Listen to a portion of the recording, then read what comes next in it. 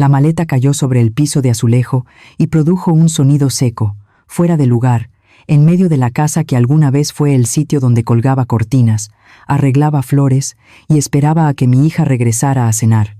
Aún no alcanzaba a entender qué estaba pasando cuando la puerta se abrió de golpe. Ella estaba ahí, con los brazos cruzados sobre el pecho, la mirada tan fría que no reconocía a la niña que solía aferrarse a mis piernas cada vez que tenía miedo. «Mamá, búscate otro lugar para morir». La frase cayó ligera, como si solo me estuviera pidiendo cambiar de terminal de autobuses o devolver un objeto que ya no servía. Me incliné para recoger el chal viejo. El aroma del perfume de ella flotaba en el aire. Después de más de 40 años siendo madre, jamás imaginé que llegaría el día en que me echarían de mi propio techo, no por un extraño, sino por la hija que yo misma había traído al mundo. Afuera, el motor ya estaba encendido. La puerta se cerró. Todo quedó en un silencio aterrador. 3 días después, estaba sentada en una oficina de abogados en el centro de la ciudad. El vaso de agua frente a mí seguía intacto, mis manos, heladas. El abogado fue pasando página por página del expediente, luego se detuvo y levantó la vista para mirarme durante un largo momento. El testamento verdadero no se parece a lo que ella acaba de arrebatar. En ese instante, entendí que no solo había sido traicionada, estaba ante una encrucijada. De un lado, el silencio para vivir el resto de mi vida en la humillación. Del otro, la verdad, amarga, violenta, capaz de destrozar a toda una familia. ¿Qué elegí? Escucha lo que sigue. Si esta historia te toca, por favor presiona like y suscríbete al canal. Aquí contamos historias no para lamentarnos, sino para que nadie tenga que guardar silencio a solas. 2 meses antes, todavía me llamaba a mí misma la esposa de Roberto de una forma tan natural que jamás pensé que algún día tendría que aprender a nombrarme sola. Tras más de 40 años de vida en común, mi nombre, Carolina, fue quedando pegado detrás del de un hombre. La esposa de Roberto, la señora de Roberto, la señora de Roberto. Y entonces, una mañana que parecía normal, Roberto murió. No fue una muerte ruidosa ni violenta, sin accidentes, sin periódicos. Solo un infarto, en el mismo dormitorio donde dormimos juntos durante más de 4 décadas. Recuerdo con claridad el sonido de la casa aquel día, no llantos, sino un silencio extraño, absurdo. El reloj de pared seguía avanzando, la tetera seguía hirviendo. La luz del sol de la mañana mexicana se colaba por las cortinas y caía sobre el rostro del hombre que acababa de dejarme para siempre. Me senté junto a la cama durante mucho tiempo, sosteniendo la mano de Roberto, ya fría pero aún con las callosidades familiares. En mi cabeza no había pensamientos grandiosos, solo cosas pequeñas. No había terminado su café. No había visto completo el noticiero matutino, no había alcanzado a regañarme por olvidar comprar pan dulce para la tarde. El funeral se realizó 3 días después, en la vieja iglesia donde nos habíamos casado. Las campanas sonaron despacio, pesadas. Yo llevaba un vestido negro sencillo, el mismo que había guardado en el closet durante años para ocasiones en las que nadie quiere pensar. Llegó más gente de la que esperaba. Socios de Roberto, vecinos, parientes lejanos, rostros conocidos a los que nunca había mirado con atención y que ahora se acercaban, estrechaban manos y repetían las mismas frases. Entonces apareció Valeria. Llegó un poco tarde, lo justo para que todas las miradas se volcaran hacia la puerta. Valeria siempre supo aparecer en el momento preciso. Vestía de negro de pies a cabeza, lentes oscuros cubriéndole medio rostro. Caminaba despacio, con ambas manos apretando el bolso como una viuda joven que intenta mantenerse entera. Al verme, se quitó los lentes, los ojos enrojecidos lo suficiente como para que los demás creyeran que había llorado mucho. «Mamá», me abrazó delante de todos, con fuerza. Percibí su perfume familiar caro, penetrante, tan distinto al polvo ligero que yo usaba. Valeria apoyó la mejilla en mi hombro y susurró lo bastante bajo para que solo yo escuchara. «Ya estoy aquí. Mamá no tiene que preocuparse por nada». Le creí. En esos días, Valeria estuvo siempre a mi lado. Organizaba las flores, Atendía a los invitados, contestaba llamadas, firmaba papeles, con una seguridad como si hubiera hecho eso toda su vida. Cada vez que yo me quedaba ausente, me tomaba del brazo y murmuraba: «Déjame a mí. Mamá está cansada». Una noche, cuando la casa quedó vacía, nos sentamos juntas en la sala. La luz amarilla caía sobre el viejo sofá donde Roberto solía leer el periódico cada noche. Valeria me sirvió una taza de té de manzanilla y la puso en mis manos, como cuando era niña. Miró la casa durante largo rato. Su mirada recorrió los cuadros, los estantes de madera. «Mamá», dijo con voz más suave, «esta casa es muy grande y tiene muchas escaleras. Vivir sola no es bueno para mamá». No respondí de inmediato, solo asentí, porque en ese momento no tenía fuerzas para pensar más. La casa de pronto se volvió demasiado grande, demasiado vacía. Cada paso hacía eco de quien ya no estaba. Valeria continuó, con el mismo tono atento: «Creo que mamá debería dejar que yo esté cerca, o mudarse a un lugar con cuidadores, con amigos de su edad. Ahí hay actividades, médicos. Mamá no estará sola».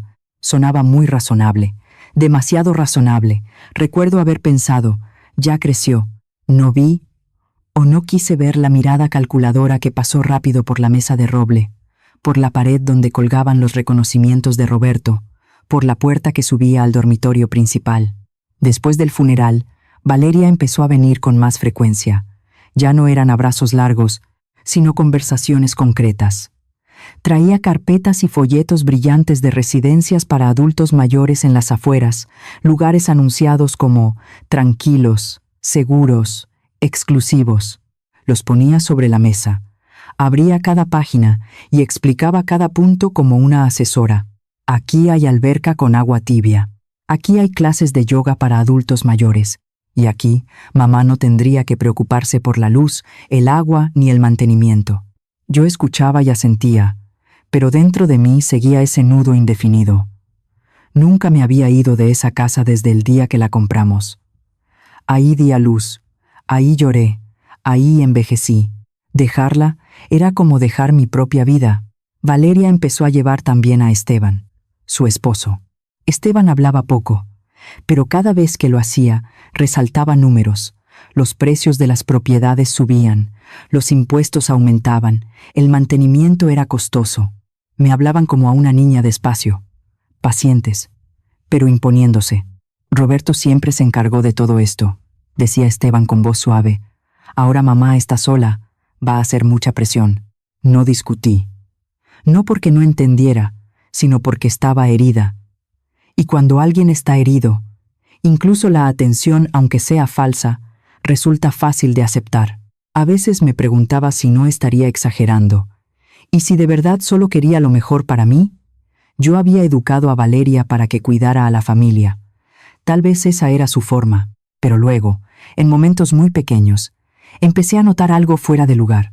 Valeria preguntaba por los documentos más de lo necesario, dónde guardaba la libreta del banco, si recordaba la contraseña del correo de Roberto, qué papeles había firmado después de su muerte. Cuando yo decía que no recordaba, sonreía y me acariciaba la mano. «No pasa nada, mamá. Pregunto solo para ayudar». Una tarde la encontré de pie mucho tiempo en el despacho de Roberto. Tenía una carpeta en las manos y la hojeaba. Al verme, se sobresaltó y sonrió. «Solo estaba viendo recuerdos de papá», le creí. Creí demasiado tiempo. Así pasaron 2 meses, en una especie de suspensión. Vivía en mi casa, pero me sentía de visita. Valeria empezó a llamarla la casa de Esteban y mía en comentarios al pasar. Lo escuchaba, el corazón se me encogía, y aún así me decía: «Solo es una forma de hablar», hasta el día en que dejó de serlo. Ese día, Valeria llegó sin avisar. Yo estaba en la cocina preparando la sopa que le gustaba a Roberto. Oí el sonido de una maleta rodando sobre el piso, un sonido que no pertenecía a esa casa.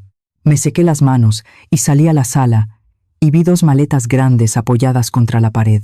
Valeria estaba de pie, erguida. Su mirada ya no era la misma de la iglesia. Esteban permanecía detrás, en silencio. Mamá, dijo Valeria con voz neutra, ya tomamos una decisión. Y en ese instante entendí que lo ocurrido después del funeral no había sido bondad. Había sido preparación. Las comidas familiares empezaron a cambiar muy lentamente, tan lentamente que, si uno no prestaba atención, podría pensar que era solo el efecto normal del duelo. Pero yo sí prestaba atención. Prestaba atención porque mi vida entera estaba ligada a esa cocina, a la mesa larga de madera oscurecida por los años, a hábitos tan pequeños que Roberto bromeaba diciendo que yo podía saber quién estaba triste, solo por el sonido de una cuchara contra el plato. Después del funeral, Valeria ya no venía sola. Siempre llegaba con Esteban. La primera vez que cenaron juntos tras los 49 días de Roberto, preparé mole poblano, su platillo favorito. Cociné despacio, recordando cada vez que él se apoyaba en el marco de la puerta para preguntarme si necesitaba algo y probaba a escondidas como un niño. Valeria entró, me dio un beso en la mejilla, su perfume flotó en el aire. Esteban la siguió con una botella de vino caro. «Mamá, trajimos esto para la cena», dijo Valeria con alegría. «Qué bien», respondí. A Roberto le gustaba mucho. Esteban sonrió, pero su mirada no se quedó en mí. Recorrió la sala, el mueble antiguo, el cuadro que Roberto compró en un viaje a Oaxaca años atrás. Fue rápido, pero lo suficiente para incomodarme. Nos sentamos a la mesa, 3 sillas ocupadas. La cuarta donde Roberto se sentaba seguía vacía. Valeria hablaba sin parar, del trabajo, de amigos, de los hijos de conocidos. Esteban intervenía con comentarios prácticos. El mercado se movía, la zona se valorizaba. Había que invertir con cuidado. «Estamos pensando en mamá», dijo Esteban mientras cortaba la carne como si presentara un informe. «Una casa tan grande. El mantenimiento no es barato». Valeria siguió de inmediato, con tono más dulce. «Sabes, mamá, ya fuimos a ver algunos lugares para adultos mayores. Son muy bonitos. Hay jardín, clases de pintura, de baile. Mamá tendrá amigos de su edad». Dejé la cuchara y los miré. «¿Cuándo fueron a verlos?» Hace unos días», respondió Valeria, evitando mi mirada. «Solo para ver». Después de esa cena, los folletos empezaron a aparecer con regularidad sobre la mesa. Colocados con cuidado, portadas brillantes, imágenes de personas de cabello blanco sonriendo al sol. Valeria abría cada página y me las mostraba como si leyera un cuento. «Aquí hay médicos las 24 horas. Aquí no hay escaleras. Aquí mamá no estará sola. Sola». Esa palabra se repetía una y otra vez, como un recordatorio suave pero constante, hasta que empecé a preguntarme si de verdad estaba sola. Esteban se interesaba por otras cosas. Me preguntaba por las escrituras de la casa, si conservaba el testamento original de Roberto, qué trámites había hecho con el banco. Las preguntas parecían naturales, siempre acompañadas de una explicación razonable. «Solo para ayudar a mamá a no cansarse», decía. «Roberto siempre se encargó de esto. Ahora ya no está. Solo nos preocupa que mamá se confunda». Yo respondía despacio, con cuidado, no porque no supiera, sino porque cada pregunta me hacía sentir más pequeña, como si 40 años junto a Roberto no bastaran para entender mi propia vida. Las cenas siguientes ya no eran cálidas. La comida era la misma, la mesa la de siempre, pero el ambiente había cambiado. Valeria dejó de preguntarme si estaba cansada o bien. Empezó a preguntar si dormía bien, si las escaleras me parecían empinadas, si olvidaba apagar la estufa. Cada pregunta era como una aguja pequeña. No dolía de inmediato, pero con el tiempo punzaba. Una noche, cuando me levanté a lavar los platos, Esteban se puso de pie y me siguió a la cocina. «Mamá», dijo en voz baja, «solo queremos cuidarla. A esta edad, tener a alguien cerca da tranquilidad». Me giré para mirarlo. «¿Qué quieres decir?» «Que Valeria y yo estemos cerca facilita el cuidado. Esta casa», dejó la frase en el aire. Su mirada recorrió la cocina y se dirigió al despacho de Roberto. Empecé a notar detalles mínimos que antes no veía. Valeria abría el archivo de Roberto con más frecuencia. Me preguntaba por cuentas, inversiones que él había mencionado. Cuando decía, «luego lo busco», sonreía, pero su sonrisa ya no era cálida.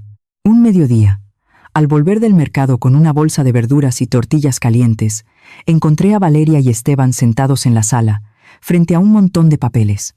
Valeria se sobresaltó al verme. «Mamá, solo... Estamos ordenando documentos», dijo rápido.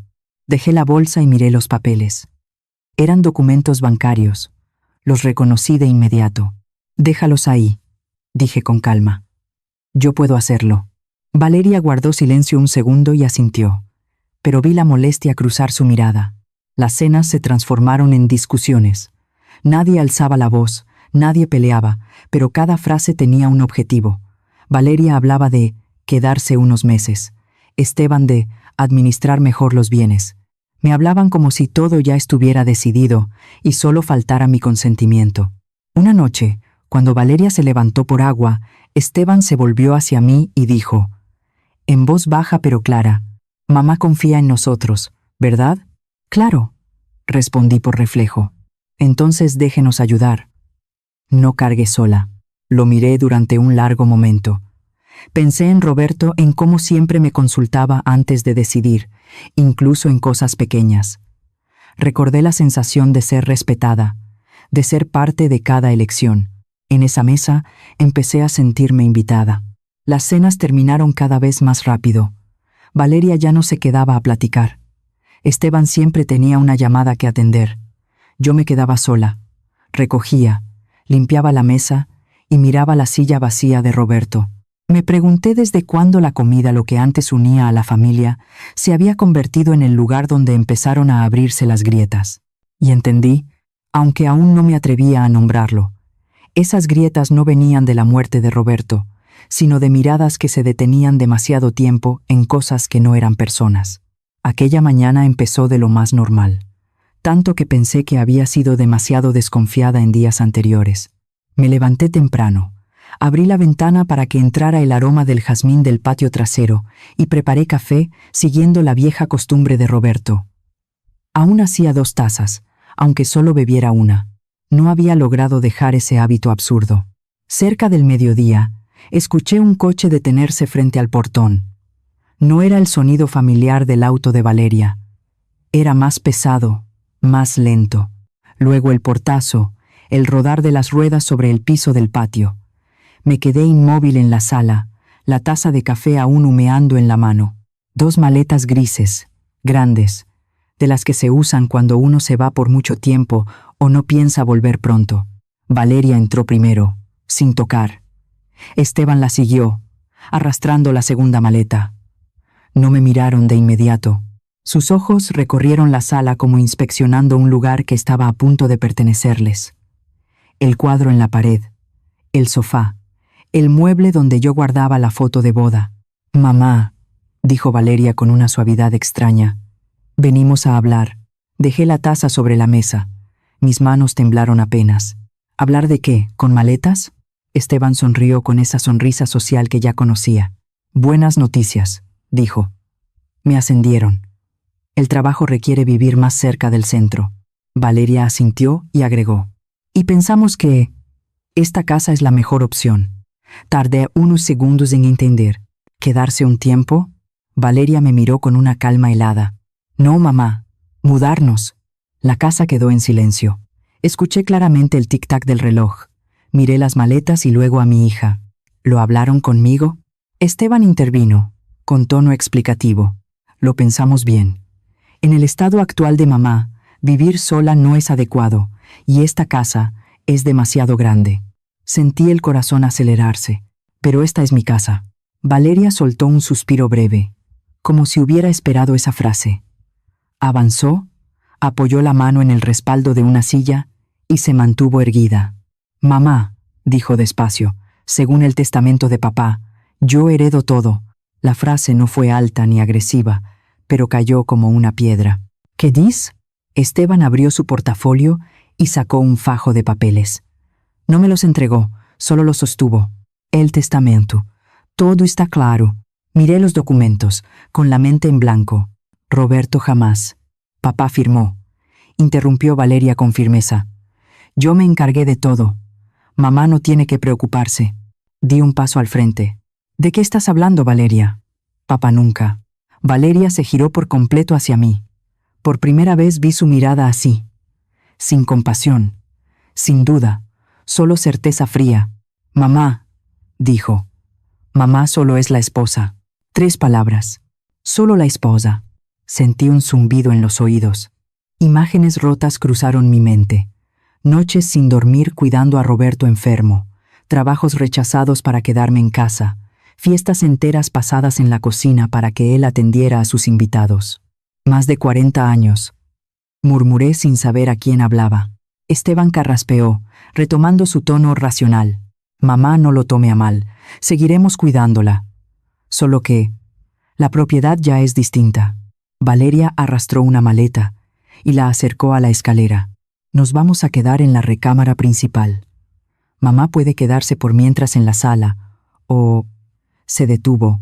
Como si lo pensara, ya vimos una residencia muy buena en la calle Maple. Es más adecuada para mamá. Miré la escalera, donde he subido y bajado esos escalones quién sabe cuántas veces. No pueden decidir eso ustedes solos. Valeria se encogió de hombros. No te estoy pidiendo permiso, te estoy avisando. Di un paso atrás, sintiendo que el piso bajo mis pies ya no era firme. ¿Me estás diciendo que tengo que salir de mi propia casa? Valeria me miró, sin apartar la vista. Sí. No hubo más explicación. No hubo vacilación. Esteban empezó a subir las maletas. El golpe de las ruedas contra el borde de los escalones sonó seco, como un golpe que me dolía hasta la cabeza. Me quedé ahí, sin gritar, sin llorar, solo me quedé de pie, viendo cómo todo ocurría como una obra de teatro a la que no me invitaron. Dame tiempo, dije, con la voz áspera. ¿Tiempo para qué?, replicó Valeria. Para entender esto. Valeria miró el reloj en su muñeca. Mamá ya tuvo toda una vida. Ahora nosotros necesitamos estabilizarnos. Volteé a ver a mi hija, tratando de encontrar el rostro de la niña que me llevaba de la mano al cruzar la calle, que sollozaba cuando sacaba malas calificaciones. Pero frente a mí ya solo había una mujer desconocida, de pie en mi casa, tomando decisiones por mí. Mamá, dijo Valeria, con una voz de pronto más suave, pero ya sin calidez. No hagas esto incómodo. Incómodo. Solté una risita apenas audible, tan baja que ni yo supe si la escuché. Ya lo decidieron todo, ¿verdad? Esteban se detuvo y volteó hacia abajo. Por el bien de todos. Miré por última vez la sala, que había sido el centro de mi familia. Me sentí encoger, como si los años vividos ahí estuvieran siendo apartados, empacados, metidos en 2 maletas que no eran mías. Entonces, dije despacio, ¿a dónde quieren que me vaya?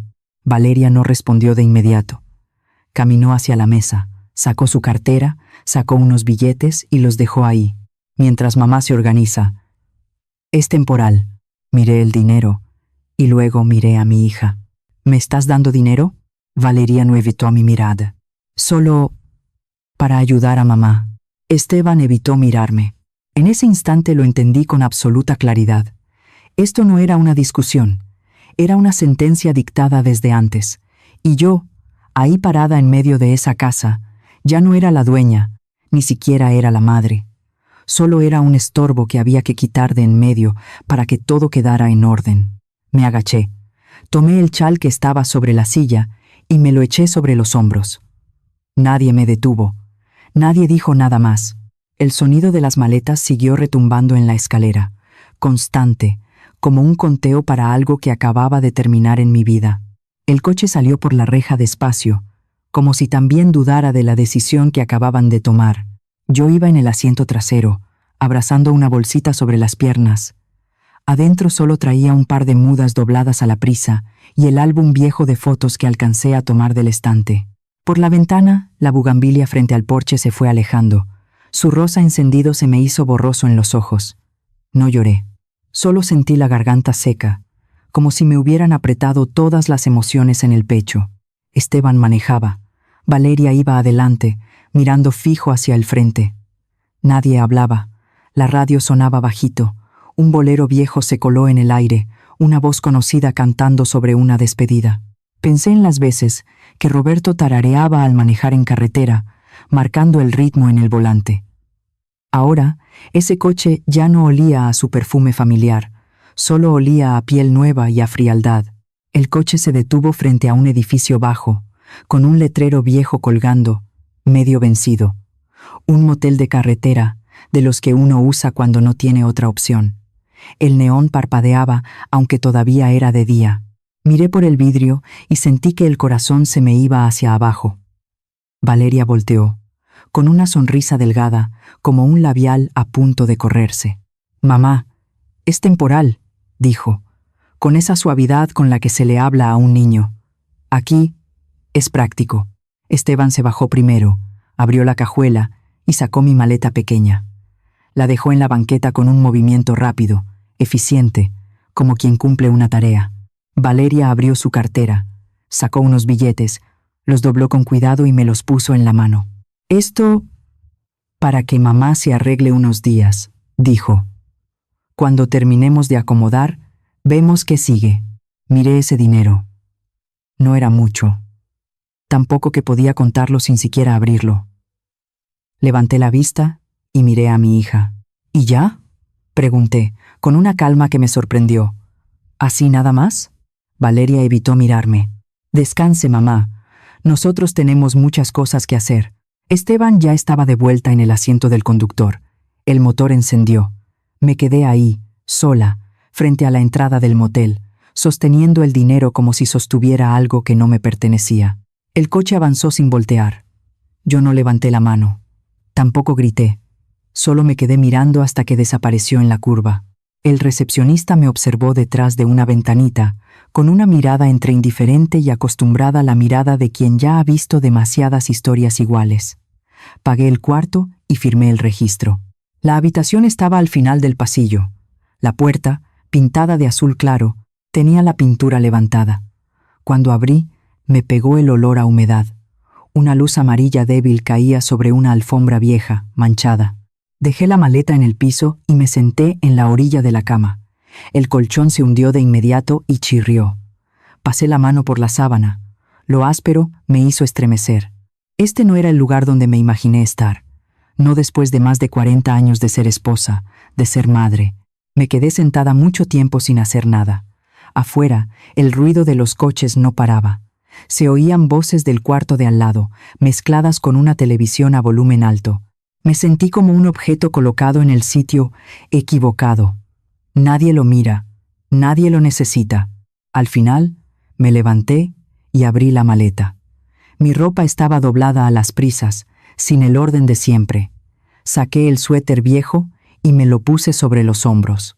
En el bolsillo sentí algo pequeño y duro, la llave vieja de mi casa. La apreté en el puño, como si con eso bastara para sostener un pedazo de mi vida. Volví a sentarme en la cama y miré alrededor. Todo ahí era provisional. La mesita, la silla de plástico, el espejo opaco. Puse el dinero que Valeria me había dado sobre la mesa y lo acomodé derecho. No quería cargarlo en mi bolsa. No me pertenecía así. Y justo en ese momento, una idea nítida apareció en mi cabeza, no desde el coraje, sino desde una lucidez fría. Roberto jamás haría eso. Recordé a mi esposo, la forma en que guardaba los papeles en su despacho, cada carpeta con etiqueta, cada sobre con notas en esa letra tan suya. Roberto era meticuloso hasta lo obsesivo. Siempre bromeaba diciendo que si un día él ya no estaba, yo solo tenía que abrir el tercer cajón a la derecha para encontrar todo lo que necesitara. Recordé con claridad las veces que hablamos del futuro. No eran pláticas románticas, sino noches tranquilas. Él revisando cuentas, yo frente a él, tejiendo, escuchándolo explicar. «Quiero que entiendas», me dijo una vez. «No quiero que dependas de nadie». Roberto nunca me vio como solo la esposa. Podía ser torpe para demostrar afecto, podía ser terco, pero me respetaba a su manera. Un hombre así no podía dejarme sin nada, no podía permitir que nuestra hija me tratara de esa forma. Me levanté y caminé hacia la ventana. Vi el estacionamiento. La luz de los faroles caía sobre el concreto agrietado. De pronto vi con claridad lo absurdo de todo lo que acababa de pasar. No solo porque me hubieran echado de mi casa, sino porque la historia que Valeria contaba no cuadraba con el Roberto que yo conocía. Regresé a la mesa y abrí el álbum. Se me salieron fotos viejas. Roberto más joven, yo más joven, Valeria de niña en medio, sonriendo. Toqué con la yema de los dedos el rostro de Roberto en la foto. Tú no harías eso, susurré, como si se lo dijera a mí misma. Me senté. Inhalé profundo. El dolor seguía ahí, pero debajo de ese dolor empezó a formarse otra cosa, la sospecha. Y junto con ella, una determinación lenta, firme. No sabía exactamente qué iba a hacer. No tenía un plan, no tenía una lista, pero sí sabía una cosa. No iba a aceptar esa historia como verdad, no por dinero, sino porque más de 40 años viviendo con Roberto no podían borrarse con unas hojas y unas frases heladas. Miré otra vez el dinero sobre la mesa y lo empujé a un lado. Me acosté y me quedé viendo el techo manchado. El colchón crujió cuando me moví. Cerré los ojos y dejé que pasaran las imágenes. La casa, el despacho de Roberto, el tercer cajón a la derecha. En ese cuarto barato de motel, por primera vez desde la muerte de Roberto, ya no me sentí solo como alguien abandonada. Me sentí frente a una pregunta sin respuesta y supe que no iba a dormir en paz hasta encontrarla. A la mañana siguiente me desperté muy temprano, aunque casi no había dormido. El cuarto seguía en esa luz opaca del amanecer. A lo lejos se oía el paso constante de un camión, como la respiración pesada de la ciudad. Me incorporé, acomodé el chal y me lavé la cara con agua fría en el lavabo de porcelana amarillenta. El espejo devolvió la imagen de una mujer que aún reconocía, pero los ojos ya eran otros. Ya no había confusión, solo cansancio y una lucidez silenciosa. Revisé mi bolso, la llave vieja, mi identificación, el álbum de fotos. Miré el dinero que Valeria me dio, todavía intacto sobre la mesa desde anoche. No lo toqué. Me puse el suéter, jalé la puerta. El aire de la mañana en la Ciudad de México traía olor a gasolina mezclado con olor a pan recién horneado de una panadería cercana. Caminé hacia la parada del camión. Me mezclé con la gente que salía temprano a trabajar, con vendedoras preparando sus cosas, con rostros acostumbrados a empezar el día con paciencia. Llegó un camión viejo, pintado de verde ya deslavado. Subí, pagué el pasaje y me senté cerca de la ventana. El camión avanzó, tembloroso, por calles que conocía desde hace décadas, pero hoy las miré con otros ojos. No sabía qué estaba buscando, solo sabía que tenía que ir. Hay preguntas que no se responden dentro de un cuarto de motel. El despacho del abogado de Roberto estaba en un edificio viejo del centro, nada lujoso, pero sólido. Yo ya había venido algunas veces durante el matrimonio, casi siempre a esperar en la sala, hojeando revistas, mientras Roberto firmaba papeles. Recordaba la escalera angosta, el barandal gastado, el olor a papel viejo y café frío. Me quedé un momento frente a la puerta, respiré hondo y entré. La secretaria levantó la vista de su escritorio, me miró unos segundos y luego me reconoció. «¿Señora Carolina?», preguntó, sorprendida. «Sí», respondí. «Quiero ver al abogado, el que trabajaba con mi esposo». Ella miró la agenda y luego volvió a mirarme, con una incomodidad evidente. «Está libre», dijo despacio, «pero no pensó que usted vendría hoy». Yo no alcancé a preguntar más cuando se abrió la puerta del fondo.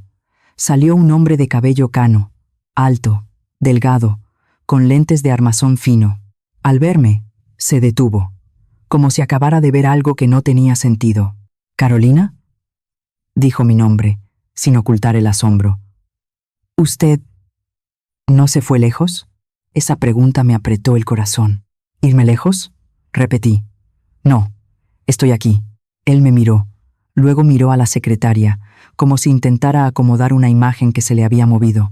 «Pase», dijo, bajando la voz. Su oficina no había cambiado. Un escritorio grande de madera, archiveros hasta el techo, un cuadro viejo de paisaje detrás del sillón. Me senté frente a él y dejé el bolso a un lado. Cerró la puerta y volvió a mirarme, aún con esa expresión de desconcierto. «Le llamé varias veces», dijo. «Pero Valeria me dijo que usted se había ido lejos a descansar».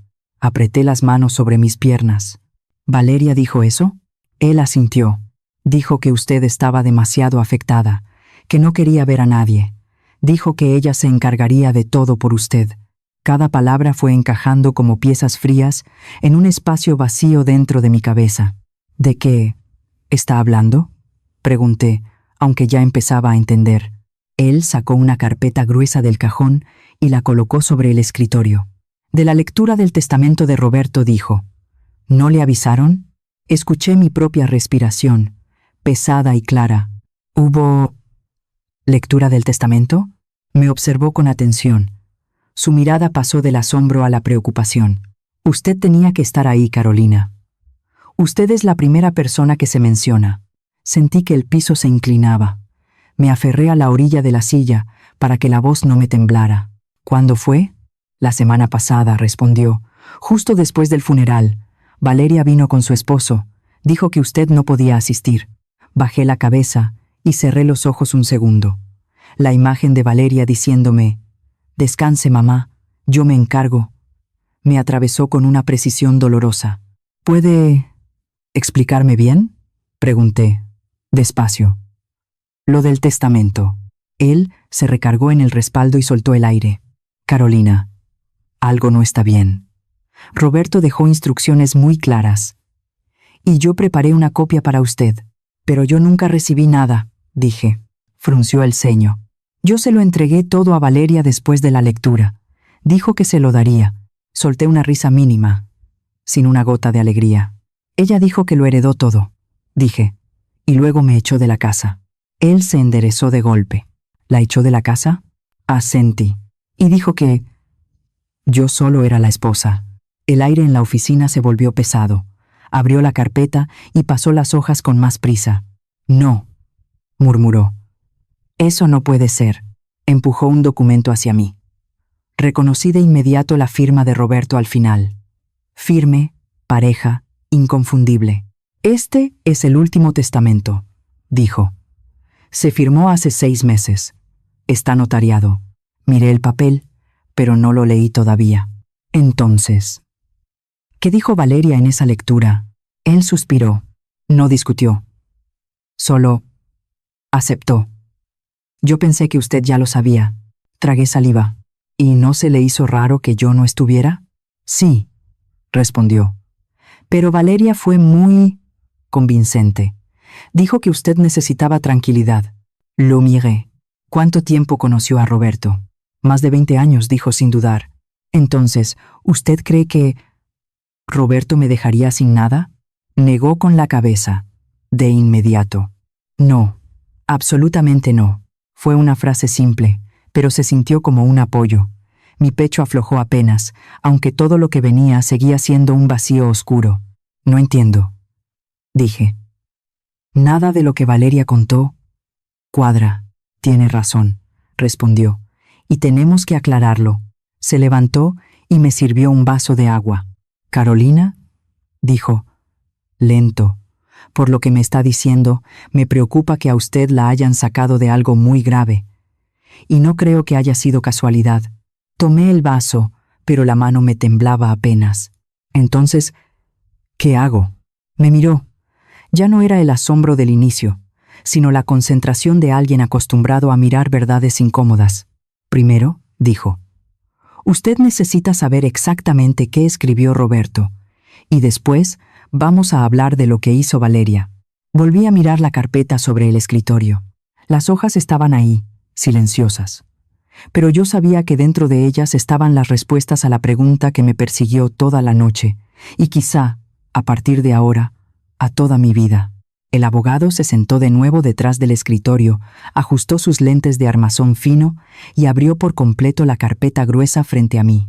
El susurro del papel fue suave, pero en esa oficina silenciosa sonó tan claro que sentí que mi corazón latía al ritmo de cada página que pasaba. Me enderecé en la silla, con las manos sobre las piernas, tratando de mantener la respiración pareja. No sé por qué. Pensé en Roberto cuando iba a decir algo importante. Él también solía hacer una pausa, como para asegurarse de que el otro estaba listo. «Carolina», dijo el abogado, con voz grave y lenta, «quiero que escuche bien, no para asustarla, sino para que entienda cada palabra». Asentí. «Sí, por favor léalo». Él bajó la mirada a la primera línea y empezó. Su voz era pareja, sin adornos, la voz de alguien que ya ha leído cientos de testamentos. Pero aún así, yo escuché una cautela inusual. Yo, Roberto Morales, en pleno uso de mis facultades mentales y físicas, otorgo el presente testamento para disponer de mis bienes. Escuchar el nombre de Roberto en esa oficina me hizo estremecer apenas. Lo escuchaba, pero al mismo tiempo era como si no escuchara. La imagen de él, sentado en su despacho, la espalda un poco encorvada, esa pluma estilográfica de siempre en la mano, apareció con una claridad que dolía. El abogado siguió leyendo, párrafo por párrafo, y entonces se detuvo. La primera parte dijo, tiene que ver con la casa. Levantó la vista hacia mí, como para asegurarse de que yo iba siguiendo. Dejó en su totalidad la casa ubicada en la dirección, a mi esposa, Carolina Morales, junto con todos los muebles, pertenencias y objetos personales dentro del hogar. Se me zumbó el oído por un instante. ¿La casa?, repetí muy quedito. El abogado asintió. Sí, sin copropiedad, sin condiciones. Me llevé la mano al pecho, como si necesitara sostener algo que estaba a punto de romperse. Esa casa de la que me habían corrido como si yo estorbara, Roberto la había dejado escrita, clara y definitiva, como mía. El abogado no se quedó ahí. Siguió con la parte de los bienes financieros. Las cifras no eran de esas que marean por ambición, sino por el contraste brutal con lo que yo acababa de vivir. 70% de todos los bienes financieros, leyó, incluyendo cuentas bancarias, inversiones, fondo de retiro, se transfieren a mi esposa, Carolina. 70%. Cerré los ojos un segundo. Yo no era alguien que jamás hubiera oído hablar de dinero. Viví junto a Roberto toda mi vida. Lo escuché hablar de inversiones, de ahorrar, de tener un respaldo. Pero ese número, en este contexto, no significaba riqueza. Significaba confirmación. Confirmación de que yo no había sido abandonada, de que la historia que Valeria contaba no solo era falsa, sino una deformación hecha a propósito. El abogado se aclaró la garganta y pasó a la siguiente sección, la parte destinada a mi hija, Valeria Morales. Abrí los ojos y lo miré. Esto, dijo, está colocado dentro de un fideicomiso. ¿Un fideicomiso?, pregunté. Sí. No se entrega directamente. Siguió leyendo, más despacio. Sentí que él también estaba midiendo cada palabra, como si entendiera el peso que cargaban. Esta cantidad solo se libera por etapas, a partir del momento en que Valeria alcance la edad establecida. Se detuvo, con total claridad, con una condición.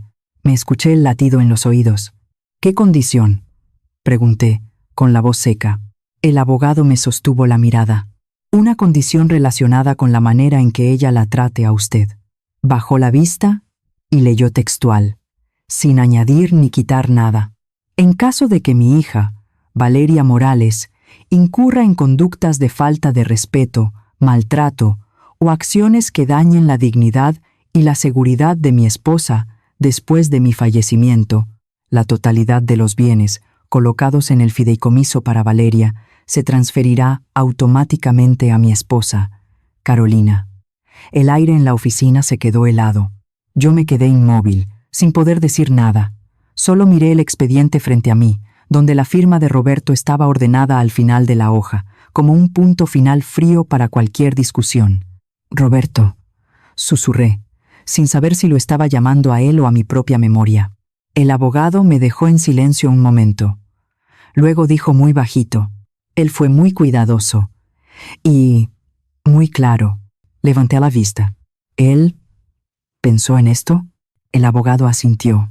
No solo lo pensó, lo preparó. Se me escapó una risa corta, atorada, sin alegría. Entonces, desde el principio, Valeria con sus propias manos activó esa cláusula, continuó el abogado, sin esquivarlo. Por lo que usted me cuenta, que la hayan corrido de la casa, que la hayan tratado así, no solo es incorrecto moralmente, también es suficiente para aplicar la cláusula. Bajé la cabeza, entrelazando las manos con fuerza. Las frases de Valeria, su mirada fría, los billetes sobre la mesa, todo se acomodó de golpe en una imagen completa y cruel. Ella no lo sabe, dije despacio. ¿No sabe de esa cláusula?, preguntó el abogado. Creo que no respondí. Si lo supiera, no habría hecho eso. El abogado suspiró. Roberto fue muy reservado con esa parte. No quería provocar conflicto en vida. Alcé la cara, con los ojos ardiéndome. Él sabía, dije, con un temblor leve en la voz. Sabía de lo que su hija podía ser capaz. El abogado no lo negó. Él me dijo una vez que le preocupaba la actitud de Valeria con el dinero. Y con usted. Esa frase me levantó otra tristeza. No la tristeza de la traición, sino la tristeza de entender que el muerto había visto todo con más claridad de la que yo me atrevía a admitir. Entonces, ahora pregunté, ¿qué significa esto? El abogado cerró el expediente y puso las dos manos sobre el escritorio. Significa que legalmente usted es la heredera principal, y lo que Valeria cree que tiene en las manos ya no le pertenece. Tragué saliva. ¿Y los papeles que ella me enseñó? El abogado frunció el ceño. Si hay documentos que dicen que usted no recibe nada, es muy probable que sean una versión anterior o, peor, documentos inválidos.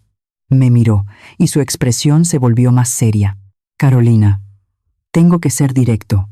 Lo que hizo Valeria, excluirla de la lectura del testamento, mentir sobre el contenido, apropiarse de la casa, no es solo un asunto familiar. Me quedé callada.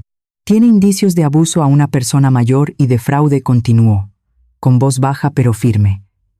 Y esta cláusula es la trampa que Roberto dejó puesta. No para castigar, sino para protegerla a usted.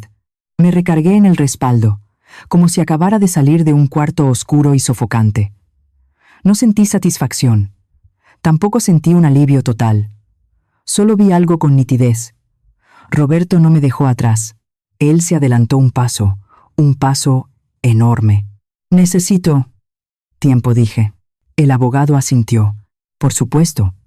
Pero también necesita saber que, a partir de este momento, todo lo que usted ha soportado ya no es solo un asunto privado. Miré otra vez el testamento sobre el escritorio, la firma conocida de Roberto. Él sabía que a mí no me iba a ser fácil levantarme, dije en voz baja. El abogado sonrió con tristeza. Tal vez por eso lo hizo por usted. Respiré hondo.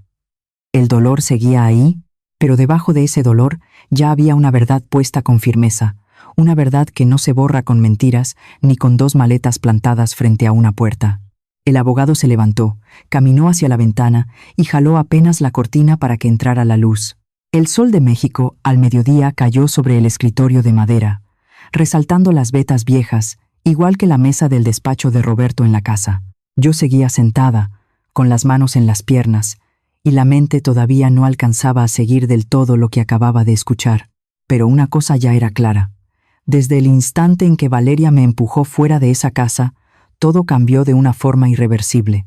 Carolina, dijo el abogado al voltear, con la voz más grave, esta cláusula no requiere discusión. Entra en vigor automáticamente. ¿Automáticamente?, pregunté, alzando la vista. Sí, respondió. No hace falta que un juez lo determine primero, ni que usted pruebe algo más en este primer paso. La conducta de Valeria, correrla de la casa, apropiarse de los bienes, excluirla de la lectura del testamento, es suficiente para activar la cláusula que Roberto dejó. Respiré hondo. Activar la cláusula sonaba seco, frío, de lenguaje legal, pero en mi cabeza aparecía como algo totalmente cotidiano. Dos maletas bloqueando el paso, el sonido de las ruedas golpeando los escalones, los ojos de mi hija cuando dijo, «Mamá solo es la esposa». Entonces, su parte, dije despacio, ¿ya no es de ella? El abogado asintió. Legalmente, así es. Lo del fideicomiso ya cambió a su favor, en espera de completar los trámites de confirmación. Bajé la cabeza, no por alegría. Algo distinto se me subió, algo difícil de nombrar.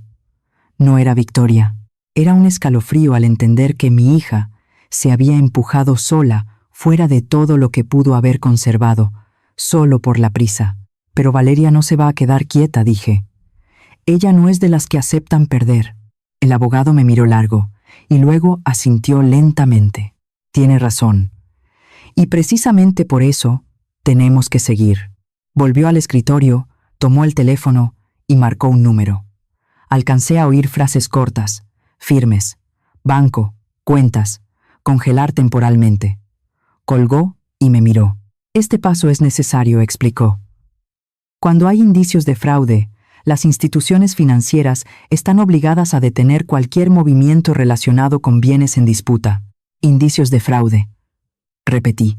Los documentos que Valeria usó para afirmar que heredó, dijo muy probablemente, no son la versión final. Y además, que usted haya sido excluida de la lectura del testamento es una falta grave. Me recargué en el respaldo, con el cansancio cayéndome encima. Pensé en Valeria en ese momento, quizá en mi casa, abriendo closets, acomodando cosas, creyendo que ya todo era suyo. Me pregunté cuándo se daría cuenta de lo que estaba pasando. La respuesta llegó más rápido de lo que imaginé. Mi teléfono vibró, silencioso en la bolsa desde hace rato. Lo saqué. Vi el nombre en la pantalla. Valeria. Levanté la vista hacia el abogado. Él solo asintió, indicándome que podía contestar. Presione. Bueno, la voz de Valeria salió, ya sin esa calma de antes. Mamá, ¿qué está pasando con la cuenta? El banco dice que está bloqueada. Cerré los ojos un segundo y luego los abrí. Estoy sentada con el abogado de tu papá, dije. Está revisando el testamento. Del otro lado hubo silencio unos segundos. ¿Qué testamento ahora?, dijo Valeria rápido. Si ya todo quedó resuelto. No respondí. No quedó resuelto. Su voz subió, con la irritación a flor de piel. Mamá, ya te metieron ideas. Estás confundida por el duelo. Apreté los labios. Valeria, dije, despacio, ¿tú sabes si en el testamento hay alguna cláusula? ¿Cláusula?, repitió, y se le cortó el impulso un instante. No hay ninguna cláusula. Miré el expediente frente a mí y dije, sí hay. Y tú acabas de activarla. No entiendo de qué estás hablando, respondió, pero ya no sonaba segura. Tu papá dejó tu parte en un fideicomiso, dije, y dejó escrito con toda claridad. Si tú tratas a tu mamá con falta de respeto después de que él muera, esa parte se transfiere a tu mamá. El silencio se alargó. Esta vez escuché, clarito, su respiración agitada al otro lado. No puede ser, susurró Valeria. Te estás inventando eso. El abogado está aquí, dije. Puedes hablar con él directamente. No, saltó Valeria. No hace falta. Yo solo estaba cuidándote. Lo de hace rato llevarte a descansar fue porque tú no estabas bien. Correrme de mi casa, corregí, con una calma que a mí misma me sorprendió. Y darme unos billetes. La voz de Valeria empezó a temblar. Mamá, no entiendes. Yo lo hice por tu bien. Esa casa tiene demasiados recuerdos. Tú no ibas a aguantar. Lo hiciste, la interrumpí. Porque creíste que yo no tenía opciones. Oí algo como una silla moviéndose bruscamente. Tal vez Valeria se levantó, caminando de un lado a otro. ¿Quién te está metiendo cosas?, dijo, ya agresiva. ¿Ese abogado? Él no sabe nada de nuestra familia. Miré al abogado y respondí. Él sabe exactamente lo que tu papá escribió. ¿Y los papeles que yo tengo?, insistió Valeria. Son reales. Tienen firma. Vamos a dejar que el banco y las autoridades lo verifiquen, dije. La cuenta congelada no es porque yo lo haya pedido. Es el procedimiento. Valeria gritó, ya sin sostener la cortesía. Mamá, estás destruyendo todo. Yo tengo hijos, tengo una vida, y yo también tengo mi vida, dije. Y por primera vez mi voz se endureció. ¿Y tú no pensaste en eso cuando metiste las maletas y me dijiste que me fuera? Del otro lado se quedó en silencio. Luego su voz bajó, cambiando a otro tono, uno que yo conocía desde que era niña. Mamá, ¿podemos hablar otra vez? Yo no sabía que esto se iba a poner así. Cerré los ojos, con una tristeza más honda que el coraje. Valeria, dije, tú no solo me mentiste. Actuaste como si yo fuera un estorbo que había que quitar. La oí sollozar, pero ya no supe si era arrepentimiento o miedo por perder el control. Hablamos después, dije. Cuando todo esté claro. Colgué. La mano me tembló un poco. El abogado me miró, serio, sin sorpresa. Ya vio, dijo. Reacciona como alguien a quien le quitan algo que cree que le pertenece. Ya no reconozco a mi hija, susurré. El abogado negó apenas con la cabeza. Tal vez por primera vez está viendo quién es ella cuando ya no tiene el cuidado como disfraz. Abrió otra carpeta. Ya pedimos revisar movimientos recientes, dijo. Hay indicios. Poco normales. ¿Poco normales cómo? Pregunté. Transferencias de prueba, respondió. Cantidades pequeñas, repetidas. Como si alguien estuviera tanteando si el sistema reacciona o no. Me recorrió un escalofrío. Como un depredador, dije, sin pensarlo. El abogado me miró y asintió lentamente. Sí. Y cuando los descubren, su primera reacción no es pedir perdón, sino negar y culpar a alguien más. Me quedé quieta. En mi cabeza, Valeria dejó de ser la niña que cargué en brazos y pasó a ser una adulta que eligió su camino con demasiada claridad. No fue un arranque, fueron pasos medidos, uno tras otro. Roberto lo vio venir, dije, como hablándome a mí misma. Tal vez, respondió el abogado. Y por eso le dejó a usted no solo bienes, sino el derecho de no ser empujada al margen de su propia vida. Respiré hondo. Afuera se oían claxones, gente pasando, la ciudad viva, y yo, por primera vez en días, ya no me sentí solo como alguien a quien abandonaron, sino como alguien parada frente a una verdad que ya no tenía vuelta atrás. Esa tarde, cuando salí del despacho del abogado, la ciudad parecía bajar una marcha. El sol caía sobre los techos bajos y alargaba sombras sobre la banqueta agrietada. Caminé un tramo, respirando el aire familiar, humo de coches, el olor a elote asado de un carrito en la esquina, el aroma de café tostado de un local donde unos señores suelen hablar de fútbol. Todo seguía igual. La única distinta era yo. En mi bolso, el teléfono no dejaba de vibrar, pero no me apresuré a contestar. Necesitaba un silencio para entender que la rueda ya había empezado a girar y no se iba a detener porque alguien lo suplicara. Apenas me senté en la banca de la parada del camión, entró la primera llamada. El nombre de Valeria apareció en la pantalla. Cerré los ojos y contesté. «Bueno, mamá. El banco dice que mi tarjeta no pasa», dijo, apurada, respirando rápido. «Seguro se equivocaron. Habla tú para que lo arreglen». Miré los coches pasar frente a mí y contesté. Despacio. El banco no se equivocó. Están revisando. ¿Revisando qué? Casi gritó Valeria. Todo está en regla. Tú sabes que yo no. Valeria, la interrumpí. Ahorita bájale. Lo que está pasando es el procedimiento. Del otro lado oí pasos rápidos, puertas abriéndose y cerrándose. Luego su voz cambió ese tono que conocía. Mitad víctima, mitad reproche. Mamá está exagerando. Tú no estás bien. Estás confundida por el duelo. Esa frase ya no me dejó paralizada como antes. La escuché como una frase vieja, ensayada. Eso no es justo, respondí. Y tú lo sabes. Silencio. Luego, un suspiro. Solo quiero hablar contigo, mamá, dijo Valeria, con la voz más suave. Tú y yo podemos resolverlo a solas. No hace falta meter a gente de afuera. ¿Gente de afuera?, pregunté. ¿Te refieres al abogado de tu papá? Él no entiende a nuestra familia, respondió de inmediato. Él solo ve papeles. Sonreí con tristeza. Justo los papeles dijeron lo que tú no dijiste. La llamada terminó de golpe. Me subí al camión y me senté pegada a la ventana. Cuando el camión arrancó, el teléfono volvió a vibrar. Esta vez era Esteban. Carolina, dijo él, con la voz grave, intentando mantener la cortesía. Tenemos que hablar. Te escucho, respondí. No por teléfono, dijo Esteban. En persona, a solas. Es un asunto de familia. Miré mi reflejo en el vidrio. Una mujer con canas ya visibles, la mirada cansada pero ya sin apartarse. Ya no hay nada privado, dije. Esto ya rebasó ese punto. Carolina bajó la voz. Esteban, Valeria solo actuó porque se preocupa por ti. Tú sabes lo sensible que es. ¿Sensible?, repetí. Me corrió de la casa y me dio unos billetes. Esteban guardó silencio un segundo. Luego habló con un tono más calculador. Podemos llegar a un acuerdo, temporal, para evitar escándalo. ¿Qué acuerdo?, pregunté. Tú regresas a la casa, dijo. Todos hacemos como si no hubiera pasado nada.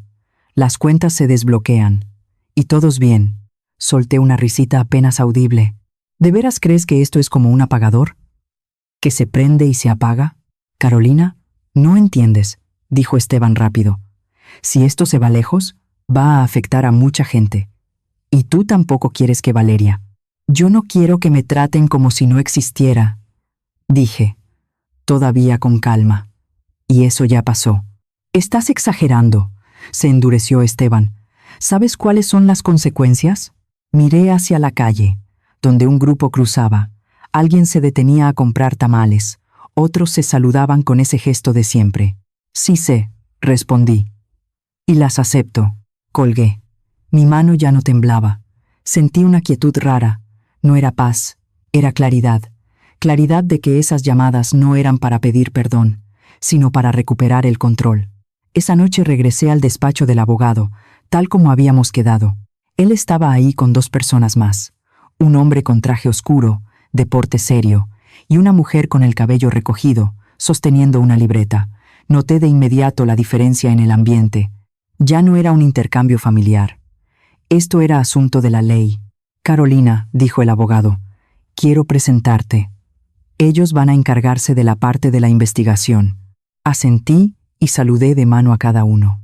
Nadie se mostró apresurado. Me preguntaron cada detalle, los papeles que me dio Valeria, el momento en que me excluyeron de la lectura del testamento, lo del motel. Yo contesté despacio, con cuidado, como si estuviera acomodando una cadena de recuerdos revueltos en un orden.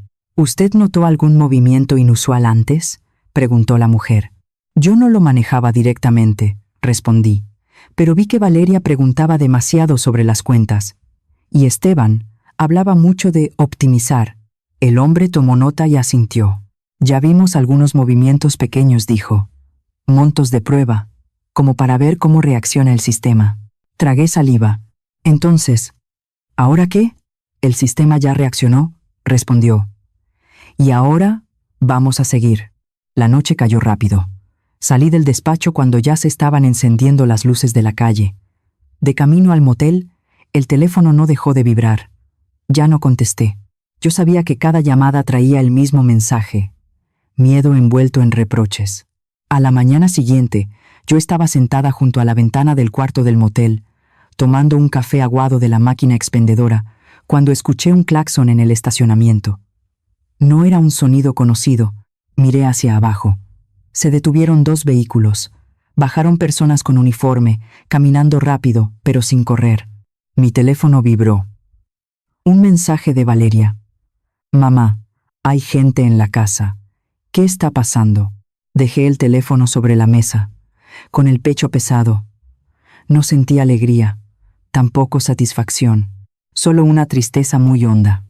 Por mi hija, por la elección que hizo, por todo lo que pudo haber sido distinto. Un momento después, el teléfono volvió a vibrar. Esta vez era Esteban. Contesté.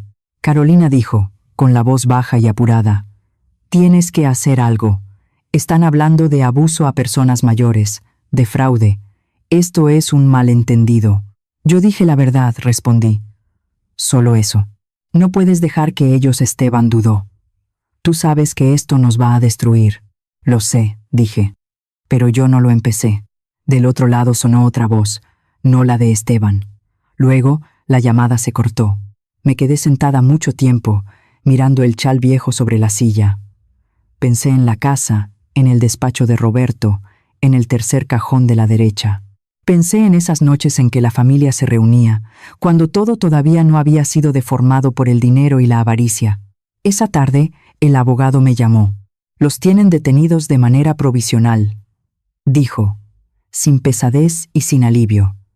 Cargos relacionados con abuso a una persona mayor y fraude. Cerré los ojos. Hicieron suerte al oír. Gracias, dije, sin saber qué más decir. Carolina continuó.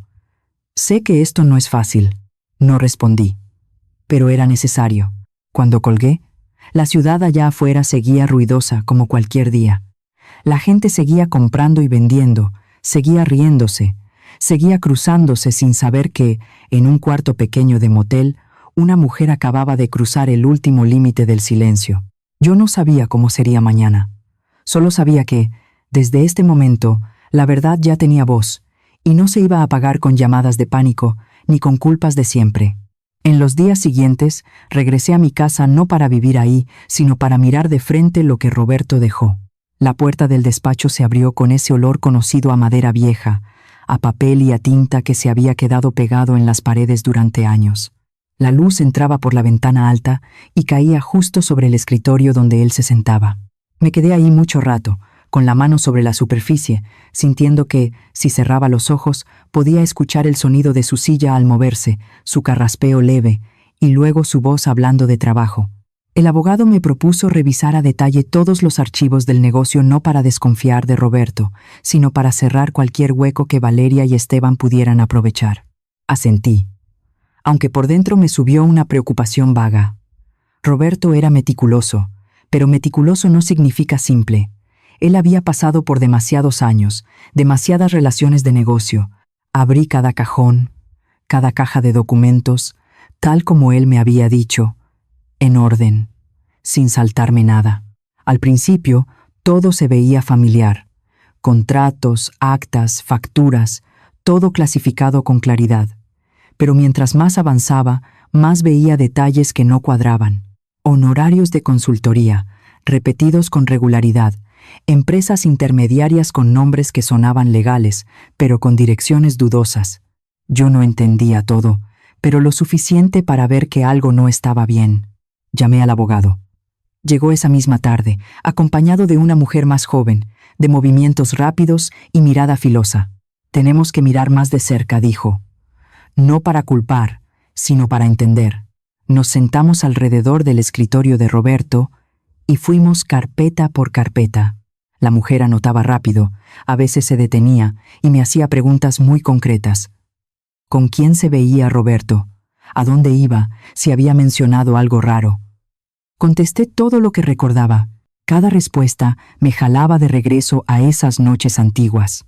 Roberto llegando tarde, diciendo que la reunión se alargó. Roberto más callado de lo normal frente a los números. Entonces el abogado dejó el montón de papeles sobre la mesa y me miró. Carolina dijo despacio, «Hay indicios de un flujo de dinero poco normal». Sentí un nudo en el pecho. «¿Usted está diciendo que... lavado de dinero?» «Aún no concluimos nada», respondió. «Pero hay suficiente para que otros... hagan suposiciones». Suposiciones. La palabra ni siquiera terminó de caer cuando mi teléfono vibró. Esta vez era Valeria, no con pánico, sino con calma. Una calma sospechosa. «Mamá», dijo, «creo que ya es hora de que hablemos de frente». «¿Por qué?», pregunté. «Porque sé lo que estás viendo», respondió Valeria. «Y creo que tú no vas a querer que todo se malinterprete». Quedamos de vernos en un café viejo cerca de la plaza, donde a Roberto le gustaba leer el periódico por las mañanas. Llegué temprano y pedí un café negro. Valeria llegó con Esteban. Se sentaron frente a mí, bien arreglados, con mirada alerta. «Voy a ser directa», empezó Valeria. «Papá hizo cosas sucias». La miré a los ojos. «¿Estás segura?» Esteban se metió, con la voz grave y segura. «Nosotros tenemos información. Si esto sale afuera, se va a poner muy feo. Para todos». «¿Todos quién?», pregunté. «Para ti», dijo Esteban. «Para el legado de tu esposo. Para ti misma». Valeria puso la mano sobre la mesa y se inclinó hacia mí. «Mamá puede quedarse con una parte, la parte limpia. Lo demás, entiérralo. A cambio, todo se queda aquí». Los miré y de pronto me parecieron extraños. «Eso es chantaje», dije. Valeria apretó los labios. «Eso es la realidad». Me levanté, dejando el café sin tomar. «La realidad de ustedes no es la mía». Esa noche no dormí. Me quedé en el despacho, viendo carpetas, oyendo la ciudad respirar allá afuera. Pensé en Roberto, en cómo siempre insistía en que la verdad no le teme a la luz. Y entendí. Si había oscuridad, yo no la iba a tapar con silencio. A la mañana siguiente fui con el abogado a otro edificio, sin letreros llamativos, sin una recepcionista sonriente. Una mujer de traje oscuro nos recibió con una mirada directa. Me escuchó sin interrumpirme. Cuando mencioné la propuesta de quedarse con lo limpio, ella asintió y anotó. ¿Está dispuesta a colaborar?, preguntó. Estoy dispuesta a decir la verdad, respondí. La reunión duró horas. Ellos preguntaban, yo respondía. Me propusieron apoyar en algo, grabar la conversación si Valeria y Esteban seguían chantajeando. Lo pensé mucho tiempo, no por miedo, sino por el peso. Pero al final, asentí. Nadie debería vivir bajo la punta de una amenaza. La siguiente cita fue en la casa, en la sala donde Valeria se había parado con los brazos cruzados para decir, «Mamá, solo es la esposa». Me senté ahí, tranquila, mientras ellos llegaron con esa seguridad recuperada. Esteban habló primero, presentando la opción como si fuera un trato. Valeria añadió, usando su tono suave de antes. «Solo queremos protegerte». Mamá dijo, «¿Quieren protegerse ustedes?», respondí. Cuando se fueron, la casa quedó en silencio. Me senté, con la mano temblándome apenas. No me sentí feliz. Solo sentí que una puerta ya se había abierto, y lo que había detrás no se podía cerrar. Los días siguientes pasaron rápido. Llamadas, papeles, reuniones discretas. Y luego, una mañana, me pidieron regresar al edificio de antes. La mujer del traje oscuro me miró y sonrió apenas. «Hay algo que necesita saber», dijo.